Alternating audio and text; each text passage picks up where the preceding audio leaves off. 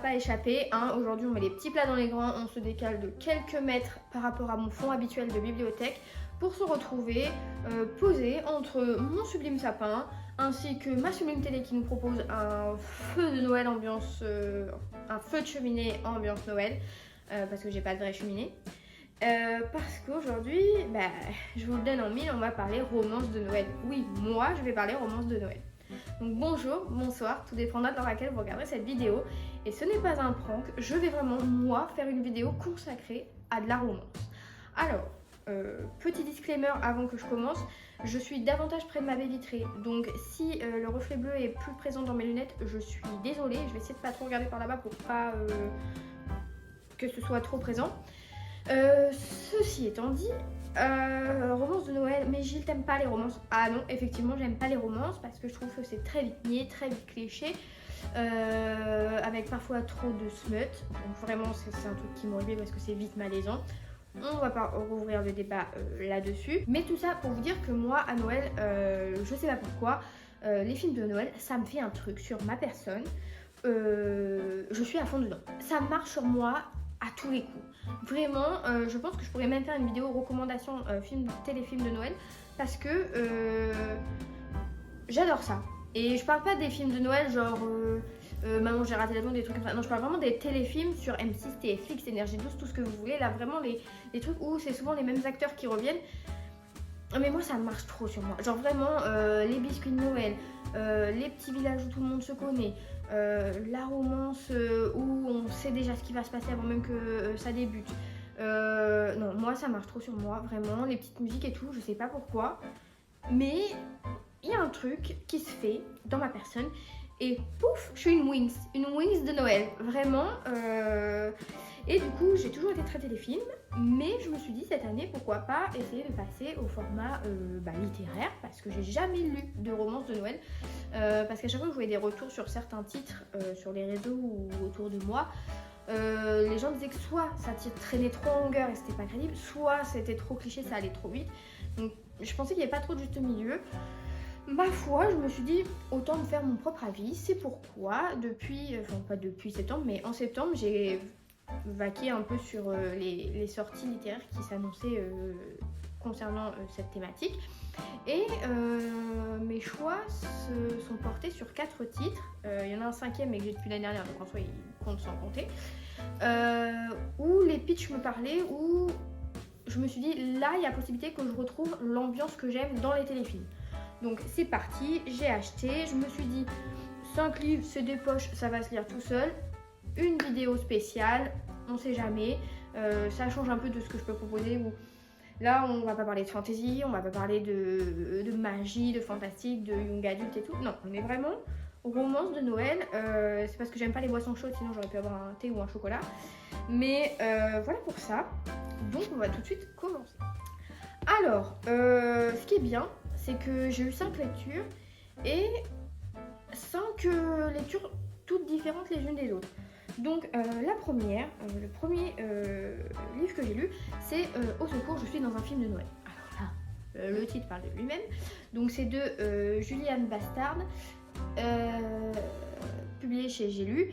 Et ça se passe en France. Alors il faut savoir que moi, les livres, pas forcément que la romance ou autre, à part le contemporain adulte, les histoires qui se passent en France, j'ai du mal. Je sais pas pourquoi, je vous l'ai dit dans un précédent bilan ou objet de lecture, je sais plus. Mais moi, les histoires qui se passent en France, j'ai du mal parce que j'arrive pas à me projeter. Genre, on me dit ouais, elle vit à Bordeaux, ou elle vit à machin, ou elle vit à Plouménec. J'ai trop du mal. Je sais pas pourquoi, j'arrive pas à me projeter. Est-ce que c'est parce que c'est mon pays? Et du coup, je me dis, la description elle va pas correspondre à ce que j'imagine, alors que si je lis un livre qui se passe en Italie ou en Amérique, j'ai jamais été, donc je me fie à ce que je lis. Vous voyez ce que je veux dire? C'était pas très clair. Tout ça pour dire que moi je suis habituée aux films de Noël où tout se passe en Amérique ou dans des petits villages un peu pays nordiques et tout. Donc je me suis pas arrêtée au lieu où ça prenait place parce que je me suis dit c'est pour jamais.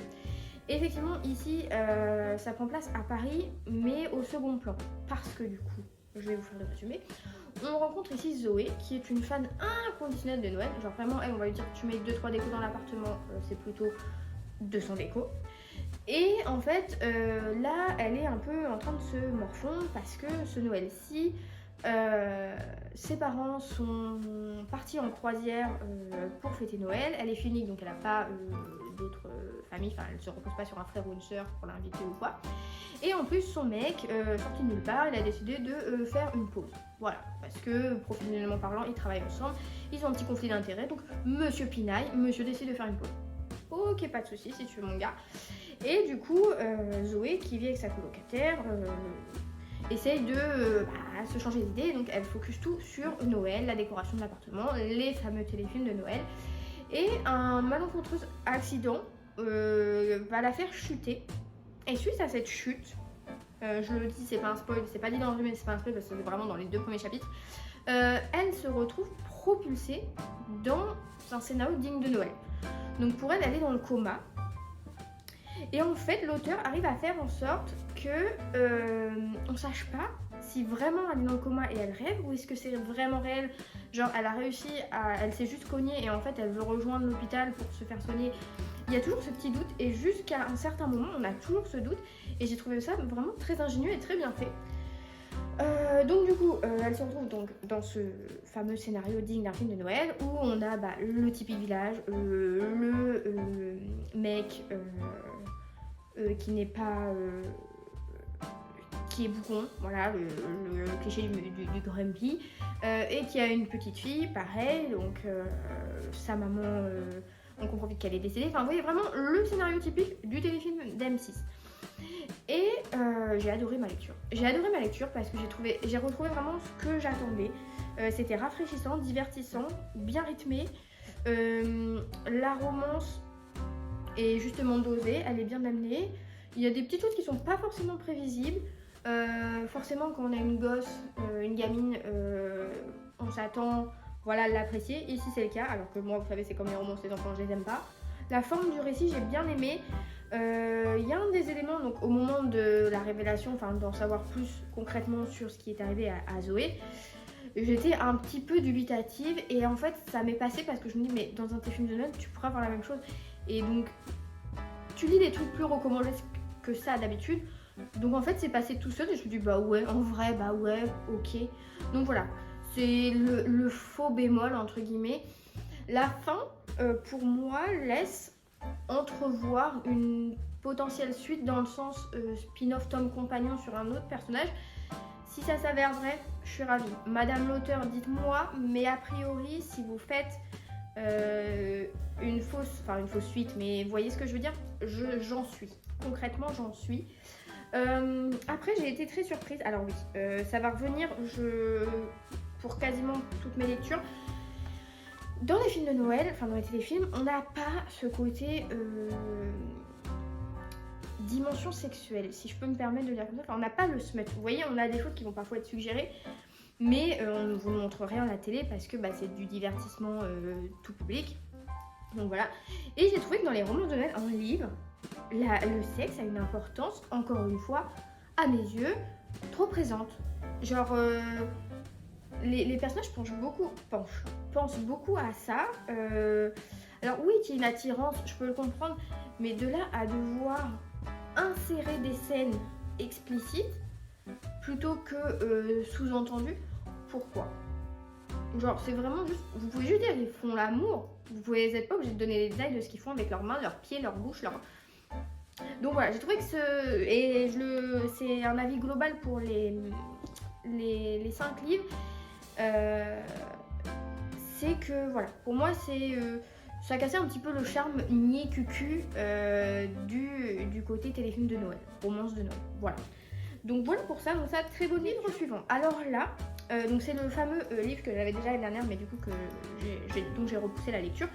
C'est Les Tortues ne fêtent pas Noël sous la neige de Sophie Jomain. Alors Sophie Jomain, je ne connais pas. Je connais de nom, je sais qu'elle a écrit Les Étoiles de Noce Head.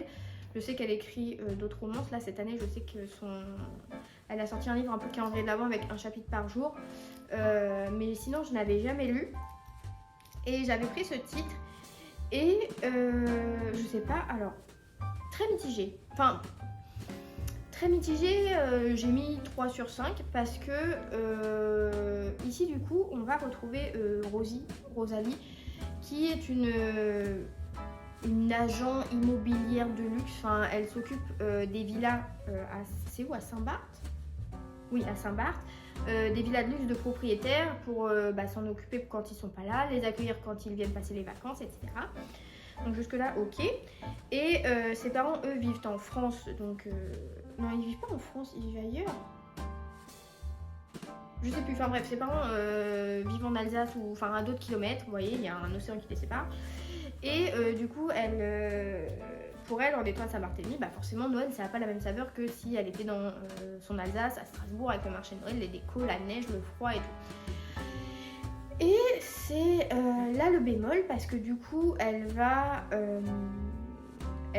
rencontrer un jeune garçon sur l'une des propriétés dont elle s'occupe, qui veut sauver des œufs de tortues qui ont été pondus, mais les propriétaires de la villa sont pas très cool, donc il faut sauver les tortues pour les mettre dans un refuge, enfin voilà. Et de là, elle va rencontrer d'autres personnages, dont un garçon. Et le côté Saint-Barthélemy, les Caraïbes, je vous avoue que ça m'a un peu coupé dans mon élan. Alors la plume, j'ai bien aimé. Je sais que des fois c'est ce qui fait un peu pencher la balance sur Sophie Jomain. Moi ça m'a pas dérangé, je trouve que c'était bien écrit. J'ai beaucoup aimé les personnages. En fait, je sais pas, parce que quand j'ai lu le résumé, j'ai bien vu que ça se passait pas dans un village avec de la neige et tout. Mais je l'ai quand même pris et je sais pas pourquoi. Parce qu'au final, je savais que cette dimension allait me déranger parce que j'arriverais pas à me projeter comme j'ai pu me projeter dans Au secours, un film de Noël, parce que il n'y a pas l'ambiance Noël en fait, c'est le soleil, c'est la mer, c'est le sable blanc. Donc voilà, c'est un peu ça qui m'a gênée, mais j'ai passé un bon moment. J'ai bien ri à des moments, ça m'a fait sourire. Comme je disais, les personnages sont attachants, moi j'ai bien aimé. Pareil, on a une petite dimension un petit peu smut, mais pas non plus. Enfin, c'est pas dans celui-là que ça m'a le plus dérangé. Après, voilà, c'est pas celui que je vous conseillerais en priorité dans les 5 que j'ai lus, mais il était sympa. Alors, une lecture que j'ai finie tout à l'heure, là, fraîchement.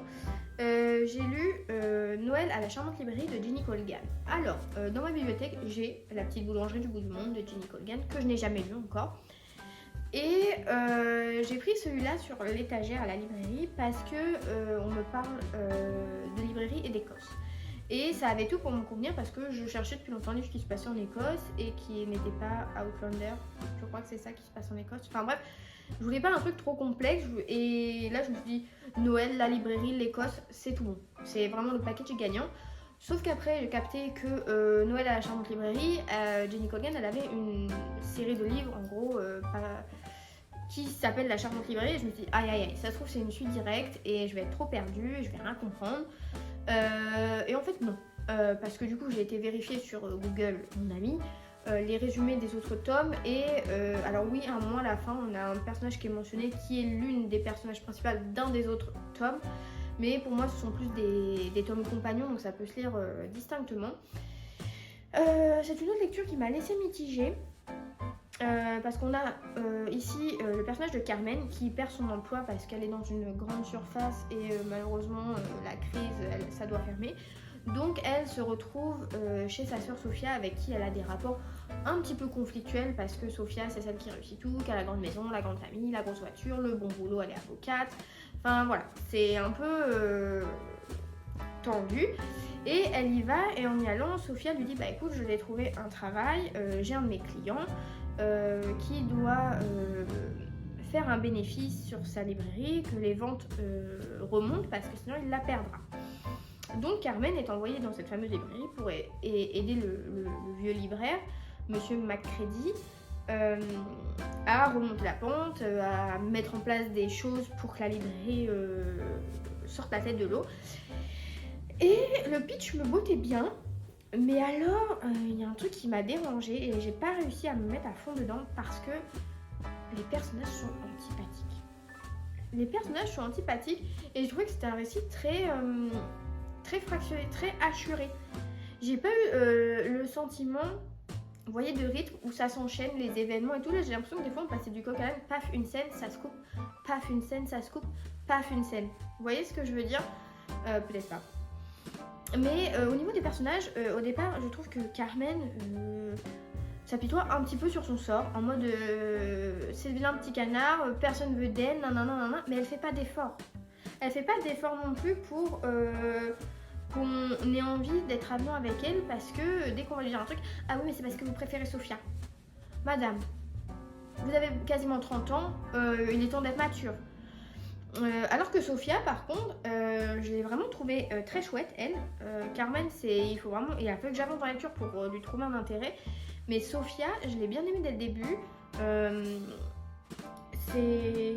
C'est pas la vilaine sœur, pas du tout. Pareil, elle a des enfants. Les enfants, on s'y attache un peu, mais il y a une nounou. Et puis après, il y a des antagonistes masculins. Et en fait, j'ai l'impression que l'auteur, elle ne les creuse pas. Et donc, du coup, on ne peut pas s'y attacher. Et ils sont vraiment pas intéressants. Genre, vraiment, ils sont exécrables. Genre, derrière, on nous parle de l'auteur célèbre et charismatique qui s'intéresse soudainement à la librairie. Je trouve que c'est mal présenté le bouquin. Parce que dans l'intrigue, c'est pas du tout ça. Genre, vraiment pas du tout. Et je trouve que la 4ème de couve nous induit un peu en erreur sur le contenu de l'histoire. Et ouais, j'ai pas été fan. J'ai trouvé que pour le côté intrigue librairie, c'était un peu au second plan. Genre vraiment à la fin, on sait pas si elle a réussi à sauver la librairie ou pas. Enfin, j'ai trouvé que tout s'enchaînait un petit peu mal. Genre vraiment que c'était des Lego, il fallait forcer pour les emboîter. Vous voyez qu'ils allaient peut-être pas forcément ensemble. Mais j'ai trouvé ça dommage parce que ouais, j'ai été détachée que ce soit de l'intrigue, de l'écriture. Là, j'ai pas retrouvé l'ambiance téléfilm de Noël. Donc, j'ai lu Noël à Silver Peaks de Marlène et Laura Lada. Waouh! Désolée, madame, j'ai carrément écorché votre nom. Et bah, écoutez, c'est dans celui-ci où la dimension smut m'a un peu plus dérangée parce que c'est vraiment très présent. Donc, est-ce que c'est parce que c'est un Hugo New romance et que eux ils sont les pros de la romance où il y a à chaque fois ça dedans? Je ne sais pas, je ne veux pas m'avancer parce que pareil derrière il y a un petit truc comédie romantique avec 3 petites dames et il y en a qu'une de colorée, donc ça veut dire qu'on est sur de la romance très soft. Les roploplos de la dame me disent l'inverse. Enfin bref, voilà, c'est dans celui-ci que cette dimension m'a un petit peu plus dérangée, où j'ai trouvé ça omniprésent et que ça apportait pas forcément quelque chose à l'intrigue qui pouvait se suffire à elle-même. Parce qu'ici, on retrouve Ellie qui est une jeune... elle est correctrice traductrice, du coup, à son compte, en freelance. Et elle a, plusieurs mois auparavant, perdu sa grand-mère. Et dans les dernières volontés de sa grand-mère, il y avait de se rendre à Silver Peaks pour Noël. Voilà, donc Ellie, encouragée par ses meilleurs amis, prend son courage, elle décide d'y aller, pas de soucis. Et dans l'avion, elle rencontre ses voisins de rangée qui sont Connor et Leia. Donc Connor et Leia qui sont oncle, parrain, donc de la petite Leia qui est la fille de son frère, qui malheureusement sont en deuil également parce que 1 an plus tôt, son frère et sa femme, donc les parents de Leia, sont décédés dans un accident et du coup depuis il en a la garde à temps plein, enfin, du coup il est devenu son tuteur légal.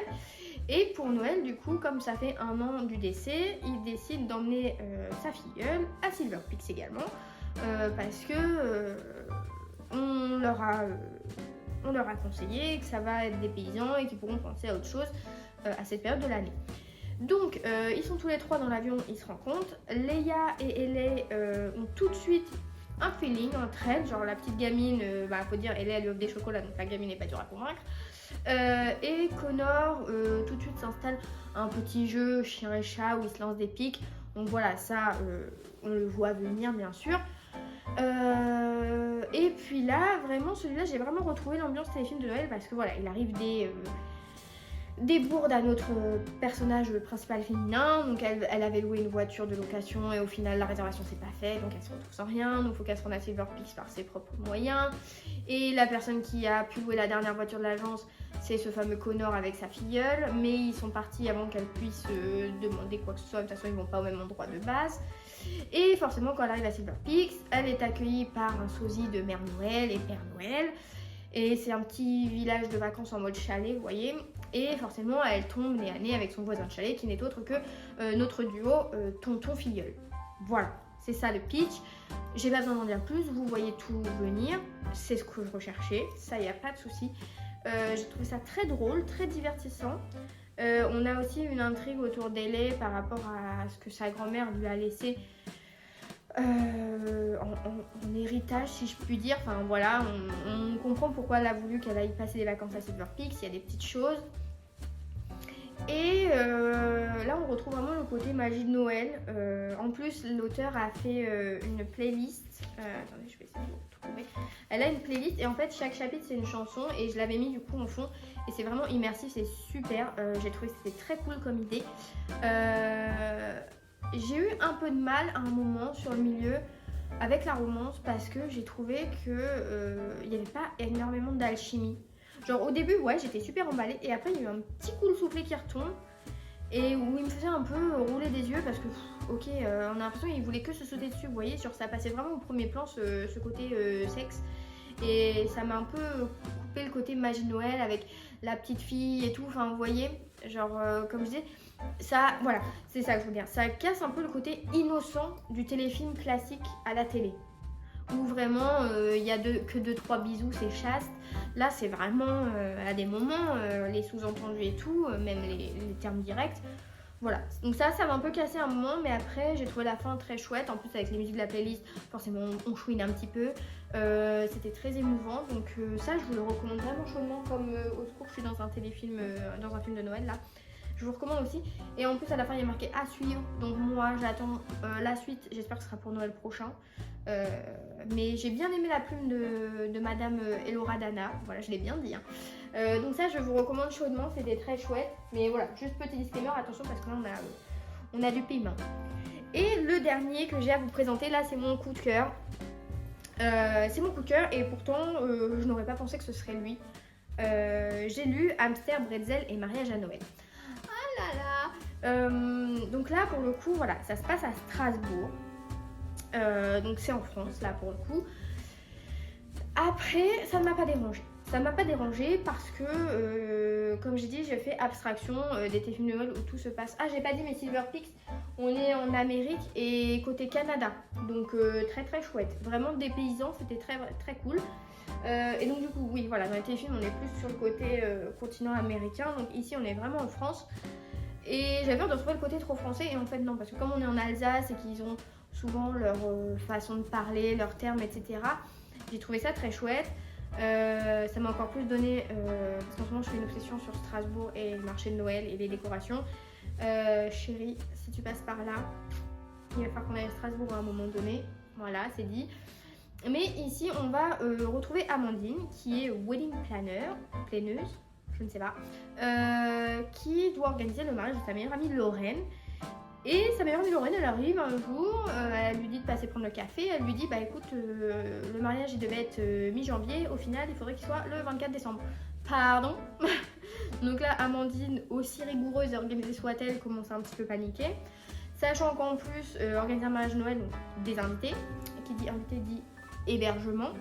Donc un peu complexe en cette période, surtout en Alsace où c'est quand même connu pour les Noëls bien présents, les marchés, les décos, etc. Donc les touristes affluent. Et la solution s'avère être que dans la famille de Lorraine, il y a un complexe hôtelier golf, vous voyez comme on peut avoir à Deauville, qui est tenu par son frère et qui, en période de fête, est fermé. Donc serait idéal pour accueillir la famille de nos deux tourtereaux. Sauf que Amandine va devoir du coup coopérer avec Romain, qui est le frère, et avec qui ça ne passe pas. Donc enemies to lover, parce que lui dans sa jeunesse il lui envoyait plein de pics, des surnoms désagréables. Vraiment ça le fait pas, donc il va falloir brosser le mec dans le sens du poil parce qu'en plus il est pas très fanat de Noël.